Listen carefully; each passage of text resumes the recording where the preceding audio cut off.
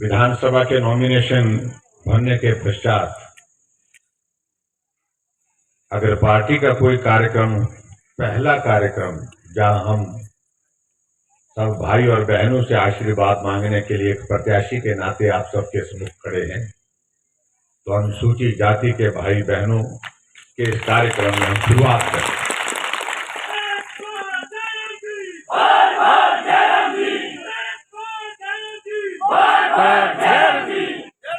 और एक तरह से मैं कह सकता हूं कि हमारे चुनाव की प्रचार, क्योंकि नॉमिनेशन तो एक कार्यक्रम होता है, वो अलग तरह का कार्यक्रम होता है, लेकिन चुनाव प्रचार की अगर शुरुआत जिसको बोलते हैं चुनावी सभा, चुनावी कार्यक्रम, हम अनुसूचित जाति के मोर्चे के इस सम्मेलन के साथ शुरू कर रहे हैं। इसके लिए मैं आप सबका बहुत बहुत धन्यवाद करता हूं, बहुत बहुत बधाई देता हूं।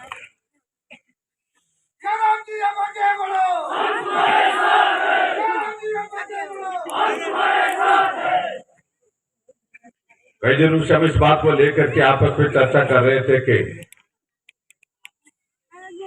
एक कार्यक्रम हमारा ऐसा हो जहां सामूहिक रूप से अनुसूचित जाति के भाई और बहनों के साथ मिलना हो सके। और 2 बार 3 बार हमारी तारीखें भी तय होने लगी थी, लेकिन किसी कारण से वो कार्यक्रम आगे आगे चलते गए। अब इन दिनों में नामांकन का कार्यक्रम चल रहा है, इसलिए चुनाव प्रचार की जो सभाएं बाकी पूरे हिमाचल की अन्य विधानसभा क्षेत्र में जो होनी है, वो सही मायने में 27 तारीख के बाद शुरू होंगी।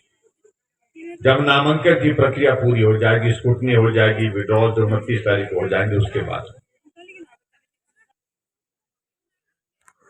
मुझे मेरे पार्टी के पर जो हमारे जो चुनाव का काम देख रहे हैं, उन्होंने कहा कि भाई 29 तारीख के बाद सराज विधानसभा क्षेत्र के लिए समय हमारे पास आपको देने के लिए नहीं होगा तो आधा घंटा, 15 मिनट, 20 मिनट के लिए कहीं एक जगह गए और मिले और उसके बाद चले गए। इसलिए आप 27 तारीख से पहले अगर एक दिन कोई देना चाह रहे हैं तो तुरंत देना चाहिए। मैंने परसों शाम को सब साथियों को सूचित किया, सब साथी अपने अपने इलाके में चुनाव प्रचार के अभियान में चले हुए थे। मैंने कहा कि ये कार्यक्रम हमको आज करना है। सब लोगों ने कहा कि इतनी जल्दी नहीं होगा, थोड़ा वक्त तो दो हमको। मैंने कहा आगे वक्त नहीं होगा तो यही दिन हमको तय करना है, यही आज का ही दिन है जब मैं थोड़ा समय दे सकता हूं आप सबके बीच। और मुझे इस बात की खुशी है, वक्त कम मिलने के बावजूद भी बड़ी संख्या में आप सब लोग यहाँ पर उपस्थित हुए, सब बड़ी संख्या में आए, इसके लिए मैं आप सबको बहुत बहुत धन्यवाद करता हूं।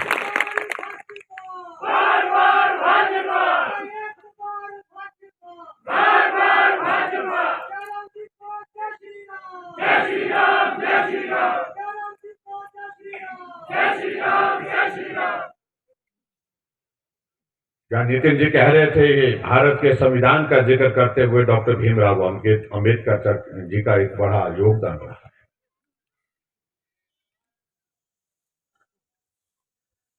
देश की स्वतंत्रता के बाद सबसे बड़ा काम देश के सामने यही था कि देश तो बन गया, स्वतंत्र हो गए, लेकिन एक कानून की विधि क्या होगी, प्रावधान क्या होगा, संविधान क्या होगा, कठिन काम था, मुश्किल काम था। ये डॉक्टर भीमराव अम्बेडकर जी के जिम्मे लगाया गया और उन्हें बहुत सारे देशों का संविधान अध्ययन करने के बाद शुरुआत की। और आज हम इस बात को कह सकते हैं कि देश की आजादी के बाद देश के लिए सबसे बड़ा योगदान, सबसे बड़ा तोहफा जिससे हमारा आज संविधान चल रहा है, हमारे जीवन की सारी व्यवस्थाएं चल रही हैं, वो सबसे बड़ा योगदान अगर किसी का रहा वो डॉक्टर भीमराव अम्बेडकर जी का रहा, जो अनुसूचित जाति के थे।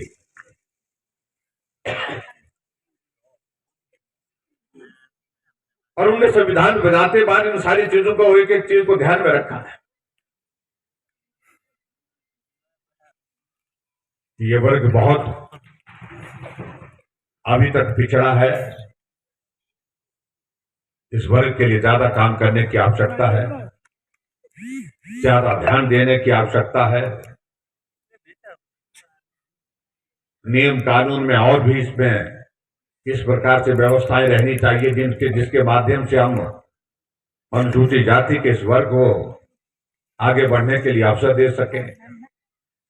और अब उन्होंने दिया,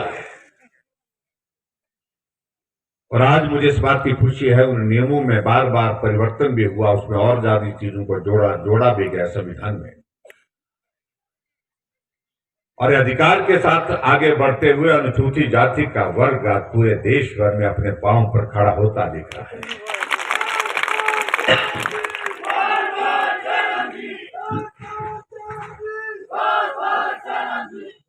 और एक प्रचार किया जाता था हमारे विपक्ष के लोगों के माध्यम से, जो अनुसूचित जाति के हैं या दूसरी पार्टी हमारी कांग्रेस पार्टी की,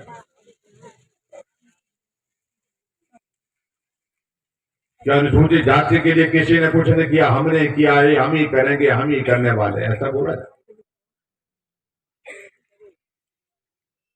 लेकिन धीरे धीरे जब अनुसूचित जाति का वर्ग आगे बढ़ा, अपने पांव पर खड़े होने लगा, समझ के साथ बढ़ने लगा, उन्हें महसूस किया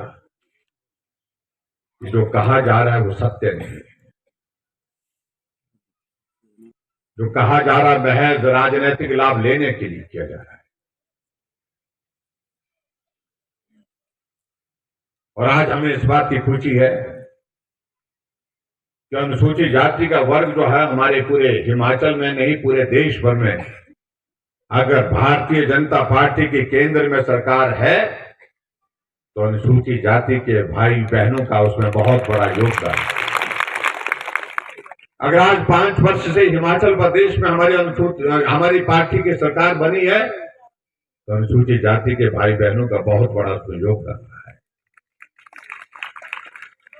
हम अपने साथियों के साथ पहले बैठते थे, विचार करते थे कि कैसे अपने संगठन को मजबूत किया जाए, कैसे बढ़ाया जाए। अनुसूचित जाति के गांव में, बड़े बड़े गांव होने के बावजूद भी एक परिवार अगर हमारे साथ जुड़ जाता तो हम महसूस करते थे कि बहुत बड़ी ताकत मिल गई हमको। क्योंकि दिमाग में उनके डाल रखा था कि कांग्रेस आपकी मां है, कांग्रेस को गाली नहीं दी जा सकती थी। और हम अपने साथियों के साथ बैठते थे कि भाई हमने अनुसूचित जाति के वर्ग के सहयोग के बिना हम कल्पना नहीं कर सकते हैं जीतने की, कैसे होगा कैसे होगा। धीरे धीरे साथी जुड़ते गए और हम गांव में जब प्रचार के लिए जाते थे तो हमारे कांग्रेसी मित्र क्या करते थे, बड़ा झंडा पकड़ा देते थे हमारे अनुसूचित जाति के भाइयों के हाथ में और उसको कहाँ लगा देते थे, ऊपर छप्पर पर लगा देते थे और वो दूर से दिखता था। कभी हम भी सोचते थे कि यार हमारा झंडा भी छप्पर पर लगना चाहिए, देते थे, कई दिए भी हमने साथियों को। हमने कहा भी झंडा दे रहे हैं, ये भी छप्पर पर लगाना है, तो बेचारे डर के मारे नहीं लगा पाते थे। क्योंकि गांव में लोग ऐसा बोल देते थे कि भाई नहीं, वोट देते थे, सहयोग देते थे, लेकिन छुप करके देते थे। ये दौर बहुत पुराना नहीं, मैं आज से 15-20 साल के पहले की बातें कर रहा हूं जो हम अपने ही इस विधानसभा क्षेत्र में हम देखते थे। लेकिन आज मुझे इस बात की खुशी है कि आज हमारा अनुसूचित जाति का भाई, हमारी बहनें जो है हाथ में झंडा लेकर के निकलती हैं, अपने गांव में प्रचार करती हैं और छप्पर में भी झंडा लगाती हैं ऊपर जाकर के। ये हौसला बढ़ा है। ये हौसला कैसे बढ़ा? इसलिए बढ़ा जब अधिकारियों की जानकारी हुई। हम एक लोकतांत्रिक देश में रहते हैं, इस लोकतांत्रिक देश में रहते हुए हमारे अधिकार भी बराबर के हैं।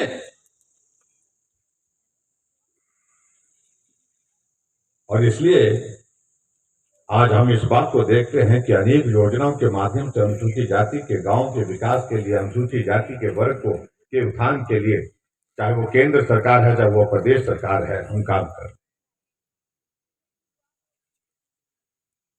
आज हिमाचल प्रदेश में हमारी सरकार है। 17 सीटें रिजर्व है, 17 में से 13 भारतीय जनता पार्टी की है विधानसभा। आज अगर केंद्र में सांसद हैं, राज्यसभा के सांसद है, चाहे हमारे लोकसभा के सांसद है, लेकिन राज्यसभा और लोकसभा में सबसे बड़ी संख्या अनुसूचित जाति की है तो भारतीय जनता पार्टी की है।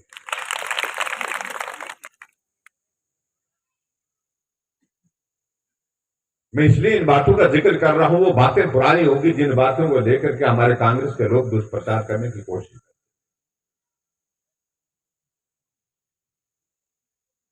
और आज मुझे इस बात की भी खुशी है कि बहुत बड़ी संख्या में अनुसूचित जाति के हमारे नौजवानों के साथ बुजुर्ग भाई हमारे जो है जुट करके पार्टी को मजबूत करने के लिए यहाँ मंच पर आए। उनका मैं सबका स्वागत करता हूं, अपने परिवार में अभिनंदन करता हूं।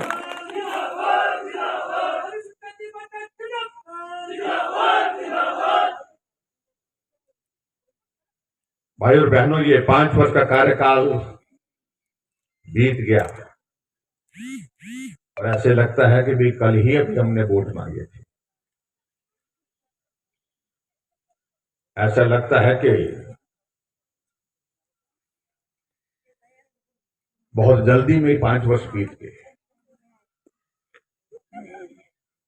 लेकिन मैं आप सबका धन्यवाद करता हूं, चाहे हमारे अनुसूचित जाति के भाई बहन है, चाहे सराज विधानसभा क्षेत्र के हमारे सभी दूसरे हमारे कम्युनिटी के हमारे भाई बहन हैं, पार्टी के साथी हैं, सबका सहयोग मिला, समर्थन मिला, हर कदम पर मिला, हर वक्त मिला, तभी जाकर के इस यात्रा को हम यहां तक पहुंचा पाए। जहां गोपाल जी कह रहे थे इस राज्य विधानसभा क्षेत्र के अंतर्गत जो हमने विकास के कार्य किए हैं, किशोर जी कह रहे थे, मैं क्षमा चाहूंगा, हमारे मंच पर बहुत सारे साथी बैठे हैं जो अपना संबोधन देना चाह रहे थे होंगे, लेकिन समय की कमी, क्योंकि मुझे शिमला में 3:30 बजे के लगभग पहुंचना है, जहां पर हमारी बैठक है पार्टी ऑफिस में। यहाँ सूरजमणि में हमारे साथ में बैठे हैं, लालमन जी बैठे हैं और बहुत सारे साथी बैठे हैं, शेख सिंह जी बैठे हैं।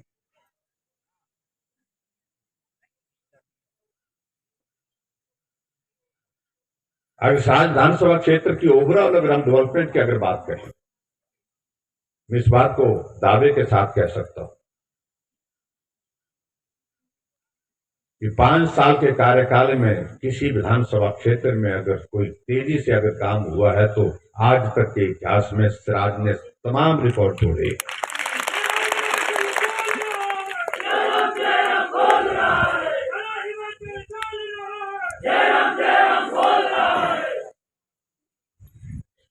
और मैं इस बात को मानता हूं कि ये करना भी जरूरी था। भी हमारे इलाके में था क्या, अधिकांश इलाका ऐसा होता था जहां पर पैदल चलना पड़ता था। और एक जमाना था जब भाषण दिया जाता था, हमारी स्पहनी धार, हमारी भाटकी धार, हमारी शिमली धार, ये रहे हैं ना पुराने हमारे गोपाल जी, बड़े कांग्रेस के नेताओं के साथ भाषण देते थे, ये भी देते थे भाषण, हमारी तुंगासी धार, ऐसी बातें होती थी, भाषण होते थे लेकिन काम नहीं होते थे। हम सोचते थे कि सड़कें बनेगी, हमने भी सचमुच में, मैंने अपनी जिंदगी में नहीं सोचा था कि हम स्पहनी धार में सड़क पहुंचाएंगे, तुंगासी धार में सड़क पहुंचा देंगे, शिमली धार सड़क पहुंचाना एक अच्छा काम था, बड़ा मुश्किल काम था। लेकिन आज जितने भी धारे हैं, कोई धार नहीं छोड़ी हमने, सबकी सब धारे जो है सड़कों के माध्यम से हमने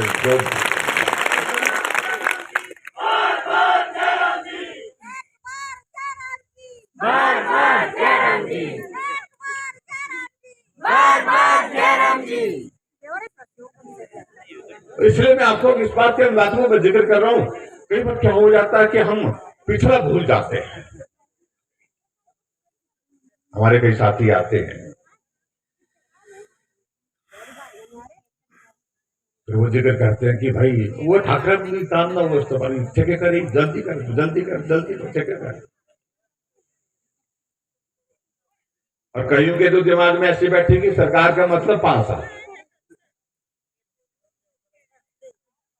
कई बार ऐसा भी हो जाता है कि हमारे कई साथी ऐसा आ जाते हैं, पता लग जाता है सर घोड़े मारूंगा वो सीधी बात कर देते,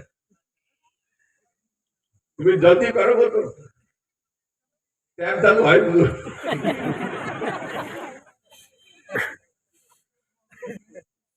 बेचारे सच्चे हैं, उनने यही बात मानकर रखी है कि भाई 5 साल के लिए सरकार होती है, 5 साल के बाद सरकार बदल जाती है। ये हमने नहीं, आप लोगों ने नहीं, हमारे बुजुर्गों ने भी यही दौर देखा है। हर 5 वर्ष के बाद सरकार बदल जाती है। तो सच्चे है, दिमाग में बैठी है बात, क्या करना।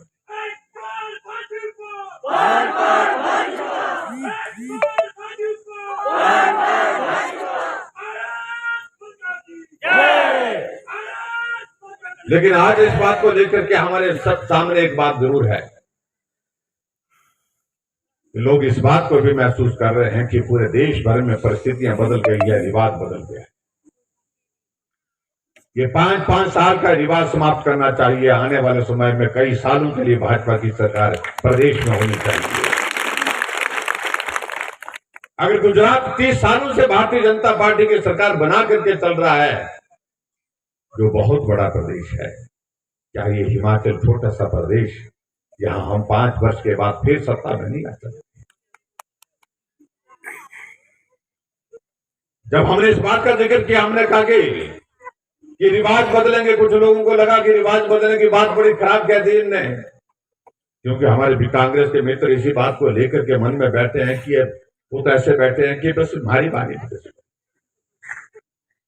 वो भी सच्चे है कि अपने सालों के जो रिवाज चला हुआ उसके मुताबिक तो वो बोल रहे हैं। लेकिन एक बात उनको समझाना चाहिए कि रिवाज बदल गया है। अब 5 साल का नहीं, कई सालों का रिवाज बना है, एक नहीं अनेक प्रदेशों में।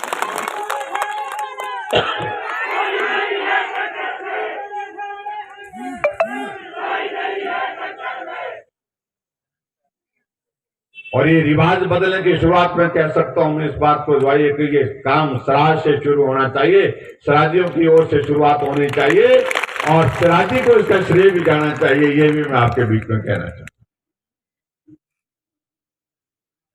मुख्यमंत्री प्रदेश का होता है, पर पूरे प्रदेश का मुख्यमंत्री हूं, रहने वाला तो मैं स्वराज का हूं। अगर ये काम स्वराज्य के हाथ से हुआ ना, लंबे समय तक इतिहास में रहेगा आप स्वराजियों का नाम कि कौन टकराता, स्वराज्य टकराता।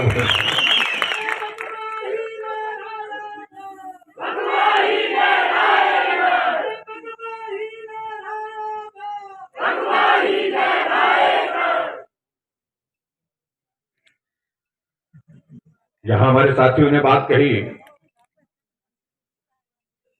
कि क्यों भाजपा की सरकार बननी चाहिए। कई कांग्रेस के मित्र हमसे पूछते हैं। भाजपा की सरकार इसलिए बननी चाहिए, ये हमारे हिमाचल की जरूरत है और हमारी बहुत बड़ी जरूरत है। इस बात को आपको समझना होगा। आप अगर कल्पना करिए, अगर दिल्ली में सरकार कोई दूसरी होती, हिमाचल में भाजपा की सरकार होती, तो इस विधानसभा क्षेत्र या हिमाचल प्रदेश में ये सारे काम जो आज हुए हैं या हो रहे हैं, क्या ये संभव थे? नहीं हो सकते थे। अगर सरकार भाजपा की दिल्ली में होती और प्रदेश में सरकार भाजपा की नहीं होती, तो क्या ये सरकार, ये हिमाचल प्रदेश में विकास के कार्य वर्तमान में हमारी सरकार के कार्यकाल में हुए, ये संभव थे? नहीं थे। अगर आज ये सारे काम हो रहे हैं, उसकी वजह है जिसको हम बोलते हैं कि डबल इंजन की सरकार, केंद्र में भाजपा, प्रदेश में भाजपा, विधानसभा में भाजपा, यहां से दिल्ली तक जो है भाजपा ही भाजपा, तब जाकर के इस विधानसभा क्षेत्र और हिमाचल प्रदेश में विकास के कार्य हो रहे हैं। इस बात को हमको समझने की आवश्यकता है। हमने बुजुर्गों के लिए पेंशन का प्रावधान किया, कांग्रेसी बोलते कि हमने किया, तुमने किया था 80 साल के बाद। हमने 60 साल के ऊपर सभी बुजुर्गों के लिए पेंशन का प्रावधान जोड़ करके 7.5 लाख लोगों को रोजगार पेंशन दे रहे हैं।